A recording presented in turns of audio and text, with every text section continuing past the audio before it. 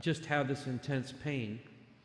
So I completely forgot that Patty Ann is a nurse, so I could have asked her, hey, what's going on? She would have drove me to the hospital. So dummy me, I get in the car thinking I'm going to just go home and lay down. So I drive myself out of Zanesville towards GM. I get to 69. I feel like I'm going to throw up. I'm sweating profusely. My head is still hurting, and so I decided I better get to the hospital. So I drove up to Lutheran, checked into the emergency room, and they got me back into the emergency room, and Shelley came up and found out that I had a brain bleed. So blood from a vein had leaked into my brain. It's not supposed to be, and that's what was causing the pain. And this can be very serious. It can be an aneurysm, and I could have died right there at the cemetery.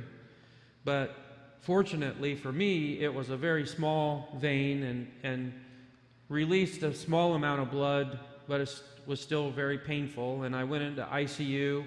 I had what's called an angioplasty, where they ran a wire from my leg up through an artery into my brain to kind of look around to see what was going on. And found out that it was the smaller vein that most possibly was the problem.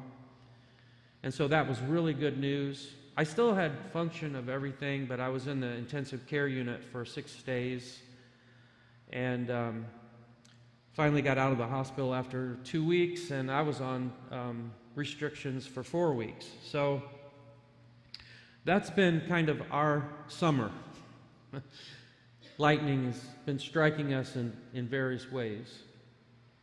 And so as I prepared for today and was thinking about what's going on in our lives, kind of the question that I had, or probably that you have whenever things like this happen in your life, is, am I experiencing, or are we experiencing something that's not from God? Should we attribute this to the devil attacking us? Is this something that should not be happening? Is there some sort of secret sin in our life that we don't know about, that we're being judged for, and it's happening to us? What is the reason behind us having the difficulties that